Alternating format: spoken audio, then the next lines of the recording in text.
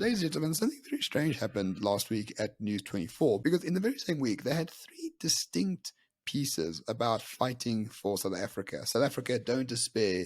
You must fight for South Africa. This thing tends to happen when there's like regime change, happening. Before Zuma fell, they had like save South Africa and fight the Guptas and the whole narrative about that. And then Zuma left. So I wonder, Byron, if News24 is talking about fighting for South Africa while being very nebulous about what that actually means, is there regime change on the horizon? Well, one can only speculate. It's nice to, I suppose, to see the media talking in the positive about South Africa. I suppose the question is, what exactly do they find being positive about South Africa? And I'm so glad you asked, Byron. So I'm going to read about what's so great about South Africa, and you just tell me what you think about this. So Adrian Gore writes, what's so nice about us, we have strong institutions of democracy, like LGBTQI plus couples continue to travel to South Africa to get married. Well, I think this comes on the back of Uganda actually passing a law this week that said it was illegal to be LGBT. One would wonder, though, what would actually happen if we had forms of Pan-Africanism and we all had to adopt the same level of bullshit. Wonder how that would all go down. But when I think about like why I'm staying in South Africa, like gay rights doesn't form like the top 50 reasons. Ramon, no one is buying that. Anyway, Adrian Gore goes on to say the Constitution guarantees fundamental rights like access, keyword access, to quality education and housing. That's why South Africa is worth fighting for, Byron, because it grants us access to stuff. South Africa's education system, where this week we've learned that a grade 9 could now get you a qualification. So the 30%ers are now becoming the 10%ers. And we all know that our education system is failing on a daily basis. So I'm rather confused what he means by quality education. Does he mean the private institutions, the private schools? And by housing, does he mean RDP houses? Because I think the RDP houses are now outnumbering the normal houses, aren't they? Yeah, but anyway, but it's the access to those things that makes South Africa great, according to Adrian Gore. He goes on to say that we have strong independent institutions right here in South Africa, like the National Prosecuting Authority and the Public Protector. Is that the Public Protector that's currently in Parliament to be impeached because of her claims that judges were very scared of her because of the power that she wields and they were just jealous? And why is it that she's been held accountable for all of the mistakes she's made in office? I mean, judges make mistakes all the time. They don't get fired. So this is just racism. Is that the one? Yeah, no, she's a shining beacon of hope for South Africa, according to Adrian Gore.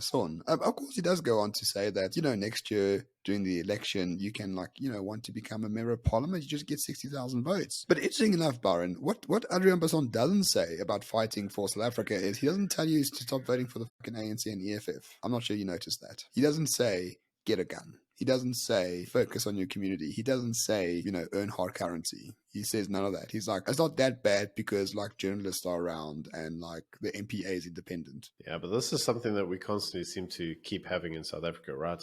Hope never seems to appear in the form of booting the ANC out of office. Hope is formed in South Africa by learning to live with the ANC and living to work around the problems that the ANC causes. This seems to be the typical narrative that's pushed to us. And that's why all these pieces are complete bullshit, because Adrian Gore, the CEO of Discovery, came out last week again and said that he's very optimistic about South Africa, and it's so easy to fix things. All we need to do in order is to stabilize electricity, maintain railways, ports and roads, and basically cut crime and corruption. Genius. These are the ideas that I never thought about before, Byron. Because here's the thing, Byron. If I wanted to, provide stable energy, make sure railways, ports and roads work, and I wanted to cut crime and corruption, the obvious solution to all of those things is to get the ANC out of power. Do you think Adrian Gore says that in his piece about optimism?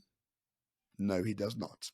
Why? We have this flurry of articles saying fight for South Africa, but it doesn't tell you anything. It doesn't tell you what to fight for. It doesn't tell you what to do. It doesn't tell you what the solutions are. It just says, oh, we've got a strong MPA and a public protector, and we just need to do these three things, and then South Africa will soar. Yes, but none of those things are going to fucking happen if the ANC is in power. And the fact that white journos and white CEOs can't say that in public is very puzzling to me. Yeah, because they all know that obviously their organizations are either intrinsically linked to the regime or regulated and therefore given a permission to run by the regime. Challenging the regime would probably find you going the way of certain whistleblowers. In other words, dead on your doorstep. I think if we actually all wanted to have hope in South Africa, there's actually a really easy way for us to get it. Ban BEE. Reaffirm property rights in South Africa. Get rid of NHR. Make it easier for foreign and skilled individuals to invest here. Stop taxing people to oblivion. Promote the family unit and responsibility of the family. Go out there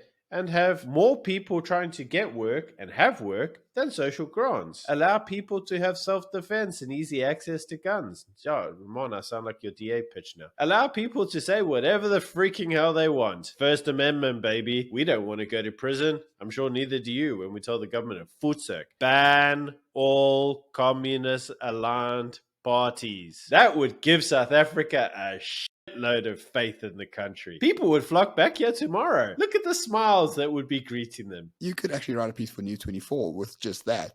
It's like, we just need, these 10 things and then we'll be great as a country. But it doesn't help that if you don't tell us how to get those 10 things in the first place, Byron. You know what I mean?